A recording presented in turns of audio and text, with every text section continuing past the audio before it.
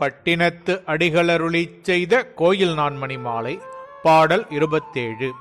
எண்ணாம் இனி மடவரலாய் செய்குவது இனமாய் வண்டுகள் மலர்க்கிண்டி தென்னாயன முரல் பொழில்சூழ் தில்லையுள் அரணார் திருமுடி அணித்தாமம் தன்னால் அல்லது தீராது என்னிடர் தகையாது உயிர்கரு முகிலேறி மின்னா நின்றது துளி வாடையும் வர வீசா நின்றது பேசாயே. இதன் பொருள், இளம் பெண்ணே, இனி எப்படி முடியும்? என்ன செய்வது? கூட்டம் கூட்டமாக வண்டுகள் மலர்களை திறந்து தென்னாட்டவனே என ஒளி செய்கின்ற சோலைகள் சூழ்ந்த சிதம்பரத்தில் சிவபெருமானுடைய திருமுடியில் உள்ள அழகிய மாலையால் அல்லது என் இடர் தீராது, என்னுயிர் நிலைத்திராது.